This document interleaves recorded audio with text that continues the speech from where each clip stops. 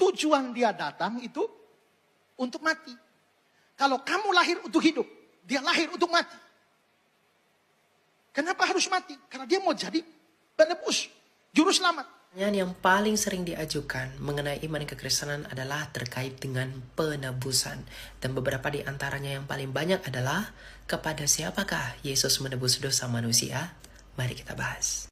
Nah, sebelum lebih jauh kita perlu mengerti arti dari kata menebus. Secara umum arti dari kata menebus adalah membayar dengan uang untuk mengambil kembali barang yang tergadai, di mana membayarkan merupakan syarat dan mengambil kembali merupakan tujuan dari penebusan.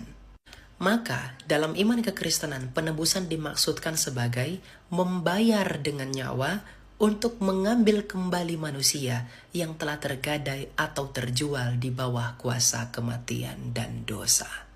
Karena kita perlu mengetahui bahwa seluruh keturunan Adam di bumi ini telah menjadi berdosa, di mana dengan demikian seluruh keturunan Adam tersebut telah tergadai dan terjual di bawah kuasa kematian dan maut.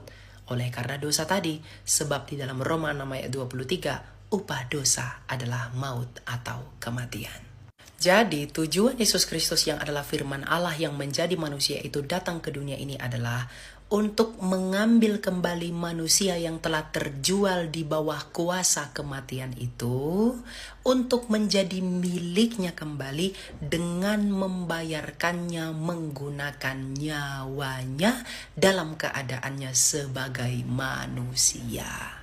Dengan kata lain, maksud dari penebusan itu sendiri adalah agar setiap orang yang percaya kepada Yesus Kristus tidak lagi mengalami kematian kekal atau maut yang kekal, melainkan beroleh kebangkitan dan hidup yang kekal, sama seperti Kristus sendiri yang telah bangkit dan mengalahkan kuasa kematian itu dan memiliki hidup yang kekal.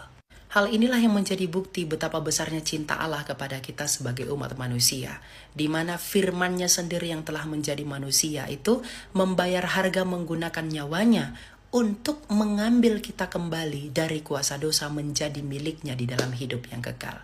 Jadi jika kamu telah di dalam Kristus, tetap setia dan tekunlah di dalam imanmu sampai kamu mati.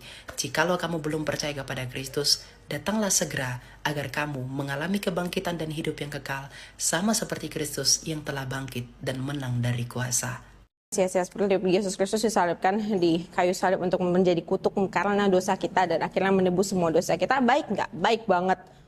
We cannot feel grateful enough. But that's the problem. Kalau orang setiap hari seumur hidupnya diberikan makanan gratis, rumah gratis, pakaian gratis, apa efeknya? She will not care. He or she will not care. Gratis toh. Saya nggak perlu lakukan apa-apa. Besok saya berdosa juga tetap gratis. Saya ngapain juga tetap gratis. Jadi we will take it for granted. Bukan karena kita jahat. Tapi karena itulah sifatnya, ketika itulah kodrat dalam dunia ini. Ketika you don't give anything in return for something, you will abuse it, you will exploit it, dan kamu akan menyia-nyiakan dia. Karena menurut kamu apapun yang kamu lakukan itu sama. Jadi orang yang pertamanya pengorbanan Yesus di kayu salib, jika Yesus memang benar-benar berkorban di kayu salib ya. Yang pertama dianggap berharga, semakin tahun dianggap sepele lah, yang penting gue ucap terus beres. Nah itu, take it for granted itu yang akan membuat kita salah. Nah, dan di Islam yang paling saya luar biasa kagum adalah semua dosa kita itu tidak ada yang menanggung. Kenapa? Karena kita bertanggung jawab atas semua perbuatan kita. Assalamualaikum warahmatullahi wabarakatuh. Masih kembali di channel saya. Terima kasih kepada teman-teman masih setia menonton, mendukung, menyaksikan konten dari channel ini. Tentunya kita sudah mendengarkan bagaimana penjelasan dari Pendeta Ezra Soru bahwa Yesus itu disalibkan untuk menebus dosa manusia. Elia Miron menjelaskan kedatangan Yesus itu menebus dosa manusia dengan cara digantungkan di atas kayu salib.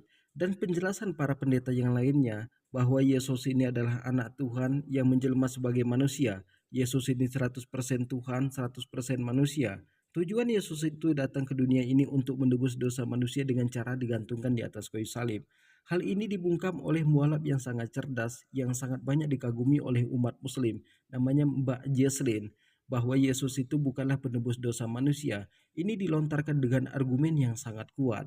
Jadi kepada teman-teman di sini, jangan kemana-mana dulu, silahkan nonton sampai selesai agar kita tidak gagal paham. Selamat menyaksikan. Fairness mengenai responsibility of our own sins. Begini, When humans diberikan penebusan sia-sia seperti Yesus Kristus disalibkan di kayu salib untuk menjadi kutuk karena dosa kita dan akhirnya menebus semua dosa kita, baik nggak? Baik banget. We cannot feel grateful enough. But that's the problem. Kalau orang setiap hari seumur hidupnya diberikan makanan gratis, rumah gratis, pakaian gratis, apa efeknya? She will not care. He or she will not care. Gratis toh. Saya nggak perlu lakukan apa-apa. Besok saya berdosa juga tetap gratis. Saya ngapain juga tetap gratis. Jadi we will take it for granted. Bukan karena kita jahat. Tapi karena itulah sifatnya. Itulah kodrat dalam dunia ini. Ketika you don't give anything in return for something, you will abuse it. You will exploit it. Dan kamu akan menyia-nyiakan dia. Karena menurut kamu apapun yang kamu lakukan itu sama. Jadi orang yang pertamanya pengorban Yesus di kayu salib. Jika Yesus yang benar-benar berkorban di kayu salib ya. Yang pertama dianggap berharga, semakin tahun dianggap sepele lah, yang penting gue ucap terus beres. Nah itu, take it for granted itu yang akan membuat kita salah. Nah, dan di Islam yang paling saya luar biasa kagum adalah semua dosa kita itu tidak ada yang menanggung. Kenapa? Karena kita bertanggung jawab atas semua perbuatan kita. Kenapa? Saat kita berbuat dosa, kita tahu nggak itu dosa? Tahu sebenarnya. Walaupun orang bilang kayak, waduh saya nggak tahu. Hatimu masa nggak tahu? Hatimu masa nggak merasa kayak klik a little bit? Aduh, ini kan pasti kita ngerasakan. Cuma kita nggak denial. Human kan denial sangat tinggi. Nah, ketika kamu rasa saja, itu kan kamu bisa hentikan. Bisa kamu tekan dalam dirimu sendiri. Jadi saat kamu melakukan kesalahan, nanti yang harus nebus adalah kamu. Karena kamu yang melakukannya, kamu harus memperbaikinya. Untuk apa? Untuk memperbaiki pertama timbangan kamu di dunia ini. Orang yang kamu salahi harus kamu minta maaf kepada dia supaya kamu bisa dimaafkan dan timbangan kamu bisa bagus. Itu akan berefek ke kehidupan nyatamu. You will become a very responsible person. Kamu akan dipercaya untuk hal lebih tinggi.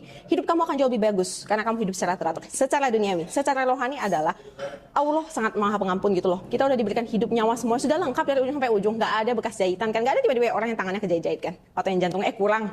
Lupa gitu Allah turunin. Jantungnya hilang. Gak ada kan? Kita diberikan sudah sangat sempurna. Masa kita dosa juga masih mau maksa Allah yang nebus? Allah nggak tagih setiap nafas kita. Otak kita nggak ditagih miliaran aja. Udah harus bersyukur. Coba berapa harga jantung? Berapa harga ginjal? Berapa harga bola mata kita? Nggak ada harga kan? Kamera terbaik di dunia. Nggak ada yang bisa ngalahin dengan bola mata kita. Bola mata kita pandangannya tuh unlimited. Jika tidak rusak dan tidak apa-apa ya. Jadi itu saja kamu harus mikir. Masa dosa kamu juga kamu suruh Allah yang tanggung gitu loh. Keterlaluan nggak ini? Udah diciptain, gratis, bagus, lengkap, sempurna. Ngeyel lagi, kan? Tapi Allah maha pengampun karena kita bisa memohon ampun. Harusnya, kalau kita diberikan begitu, nggak boleh mohon-mohon dong. Masa dikasih jantung minta hati? Nggak boleh kan? Tapi karena Allah maha pengampun, saat kita meminta memohon ampun akan dihitung. Tapi masalah pengampunannya, apakah kamu bisa menebus kekuatanmu sendiri? Cukup itu doang yang kita manusia lakukan di dunia ini. Nggak banyak kan? Kita nggak diminta untuk create jantung, create mind apa segala yang sendirinya untuk replace punya kita, nggak perlu kan? Sudah diciptakan berdasarkan usia yang baik. Jika kamu bisa mempertahankan kesehatan yang baik, kamu sudah diberikan. Jadi kamu cukup tebus dosamu dengan benar, kamu stabiliskan kamu punya timbangan, baik dan buruk kamu stabiliskan, kamu bisa kembali menjadi ke mata Allah, suci sempurna seperti saat kamu dilahirkan ke dunia ini. Sudah, cukup itu saja.